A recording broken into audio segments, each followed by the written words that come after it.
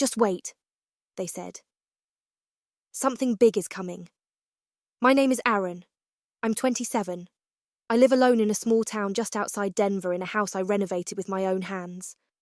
I run a small interior design business, not glamorous but steady, quiet, like most of my life. My family doesn't really call me Aaron anymore. When they mention me, if they mention me, it's usually just your sister or her. Sometimes I wonder if I faded, or if they blurred me on purpose. So when Mum called 2 weeks before my birthday, I assumed it was a pocket dial, but she spoke first. "Hi, honey. I was just thinking. What day is your birthday this year?" I told her. "June 14th, same as it's always been." She made a little sound, almost like a giggle. "Well, maybe keep the day open, okay? Don't book anything. Something's in the works." I asked her what kind of something. She just said, "You'll see. It's big."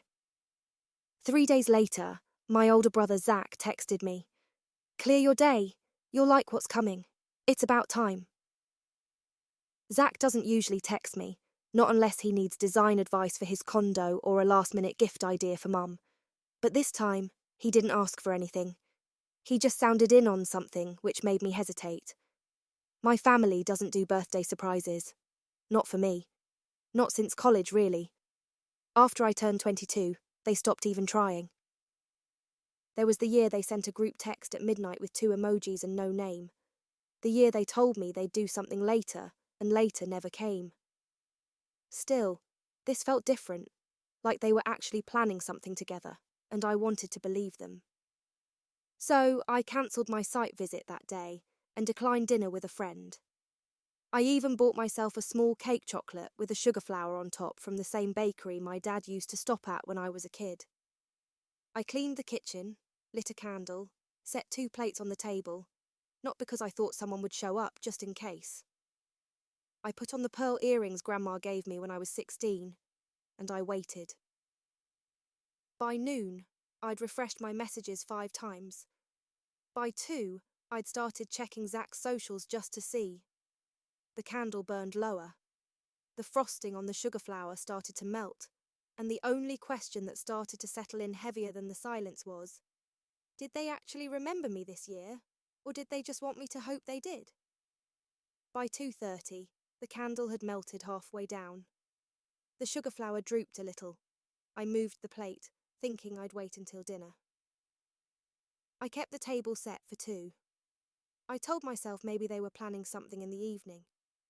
Maybe there'd be a group video call, a surprise delivery, even a message that started with, "Close your eyes." I didn't really believe any of it, but I didn't stop hoping either. I walked around the house, straightening picture frames, refolding a blanket, picking up a sock that wasn't really out of place. Anything to make the hours pass without looking too directly at them. At 4:15, I checked my phone again. No new messages, no missed calls, no text from Zach, nothing from Mum. Just a software update reminder and an email from a furniture vendor. I thought about calling them, just asking directly, "Is something still happening?" But I couldn't bring myself to. I didn't want to sound desperate or worse, be met with confusion. At 5, I sat at the table and stared at the second plate. I poured a glass of wine, not because I was celebrating, but because I needed something in my hand that wasn't a phone. I took 1 bite of cake. It tasted like sugar in silence. By 6:15, I opened Instagram, not to post anything, just to scroll. Everyone else seemed to be somewhere at dinners, parks, concerts, smiling beside balloons or holding dogs with birthday hats.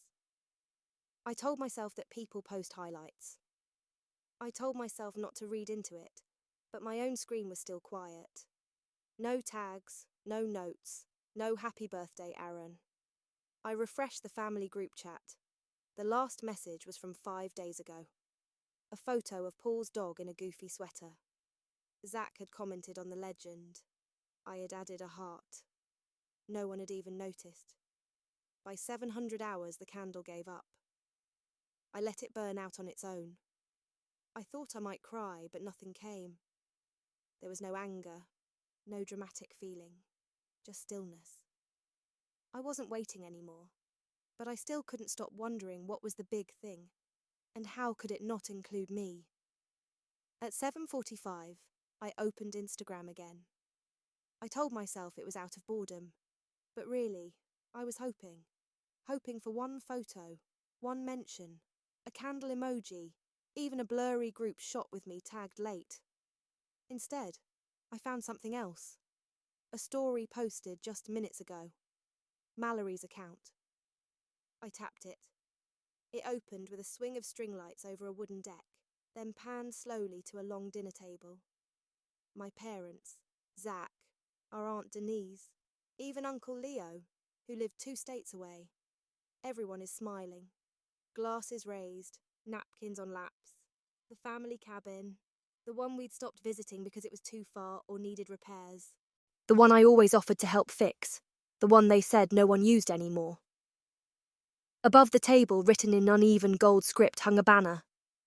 Zach and Mallory forever starts now. The caption is a night to remember. DOS engaged again. Family first. I blinked. Read it again.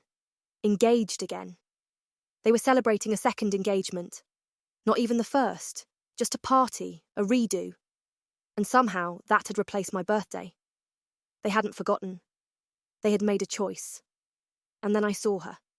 Mallory in soft pink, smiling, laughing, head tilted just enough to reveal the necklace, the locket.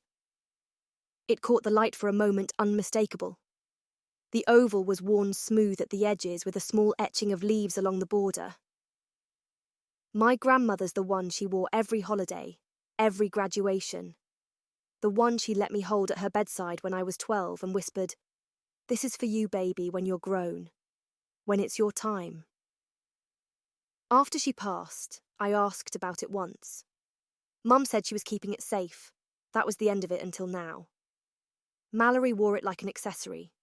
No hesitation, no meaning. I tapped to the next story. My mother was hugging her, wiping away a tear. The caption read, "Gained a daughter tonight." My stomach went still. It wasn't that they hadn't invited me. It was that I no longer belonged. And they weren't sorry. They were proud. Proud enough to post it. Proud enough not to hide it. I wasn't erased by mistake. I had been replaced carefully, deliberately, and with a toast. And maybe the worst part wasn't what they took. It was how easily they gave it away. I was 12 the last time I held the locket. Grandma had taken it off slowly, as if her fingers already knew time was slipping. We were sitting on her screened-in porch, a tray of orange slices between us. The summer air was thick and sweet. She looked at me. Really looked. Not through me, not past me. Just me. "You've got quiet eyes," she said. "Like your mama did when she was little." Then she reached for the necklace, unhooked the clasp, and pressed it into my palm. "This one's yours," she whispered. "When you're older, when the time is right." Inside the locket was a photo of her and Grandpa on their wedding day, both grinning like they'd gotten away with something. The other side held a folded paper heart cut unevenly. My name was scribbled on it in fading blue ink. Aaron Lee. I remember asking, "Should I keep it now?" She smiled. "No, but you'll know when it's meant to be yours." After she passed, I waited a few months before asking Mum about it. She brushed it off. "Oh, that old thing. I think I packed it up with her scarves. I'll check later." She never did. And I never asked again.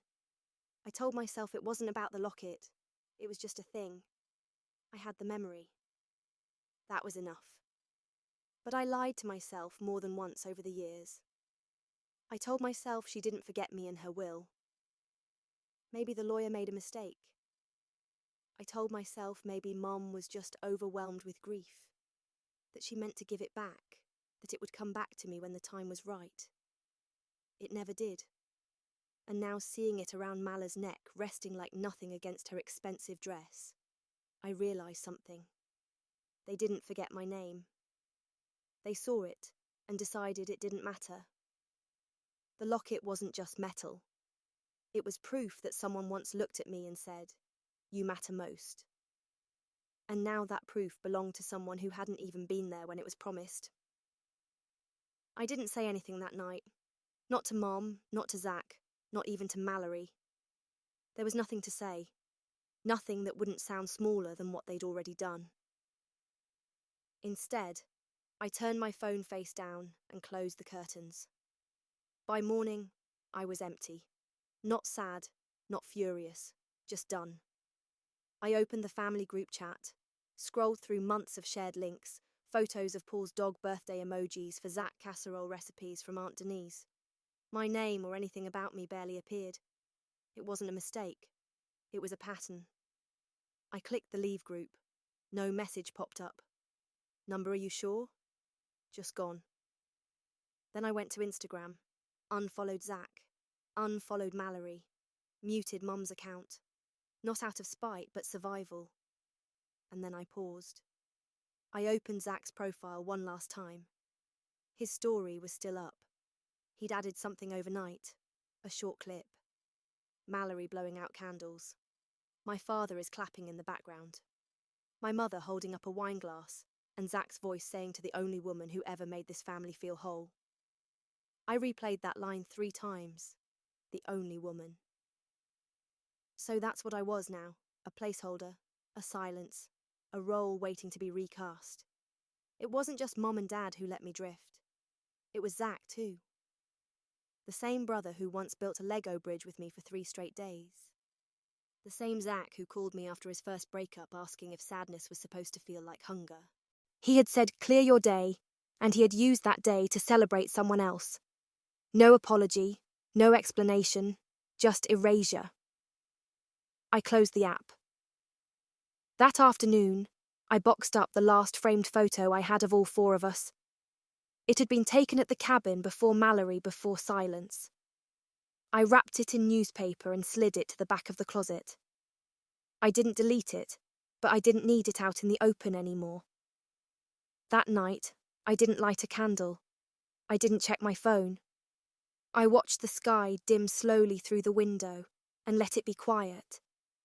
Not the silence of being forgotten, but the silence of finally stopping the wait. And the question that kept echoing, the one I hadn't dared ask until now. If this is what they do when they say they love me, what would they do if I asked for nothing? The message came 3 days later. It wasn't from Mum, not from Dad either. It was from Zach. "Hey, saw you left the group. Is everything okay?" I stared at the screen for a long time. It was the kind of text you send when you already know the answer, but hope the other person will lie to make it easier. I didn't respond. 4 hours later, another ping. "Look, I get that you're upset. But can we just talk?" Mallory didn't mean anything by it. Neither did Mom. Still no reply. The next day he called. I let it ring out twice. Then he texted again. "You're my sister. That has to mean something, right?" I nearly laughed. Not because it was funny, but because it sounded like a line from a show neither of us believed in anymore. By the end of the week, Mum emailed.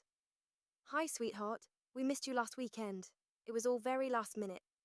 Hope you're well. Let's catch up soon." No mention of my birthday. No apology. Not even a sorry we forgot. Just polished nothing.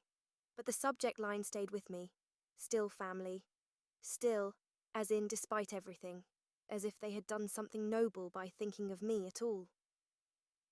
A few days later, Zach showed up at my door. He didn't call first, just stood there holding a bag of bagels from our favourite bakery, like that could undo the rest. I opened the door, but not wide. He held out the bag, blueberry and plain, like always. I didn't take it. He shifted awkwardly. "Look, Aaron, I know you're hurt, but do you really want to make this a thing? It was just a celebration. It wasn't about you." I said nothing. He sighed. "I'm getting married. Can we not start this whole division thing right now?" There it was. The ask. Not for understanding, not for repair, just for peace. his version of peace. Can we just move on? He added softer. I looked at him then, not as my brother but as someone who had picked a side and needed me not to cause trouble.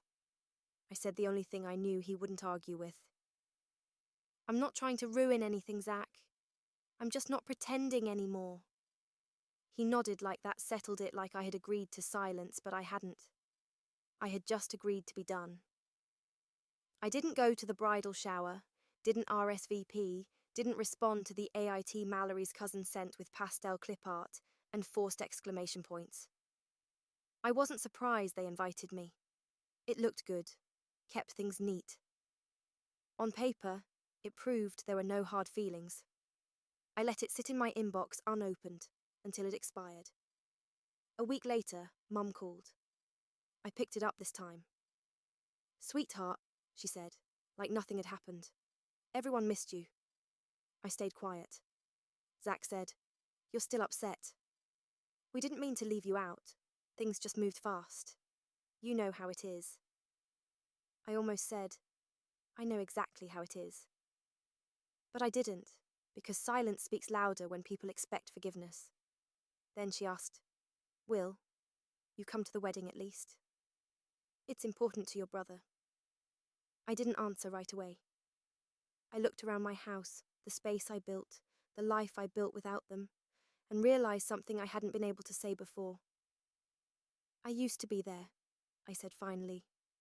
"You just didn't look at me." The line went quiet, not dropped, just hollow. Mom cleared her throat.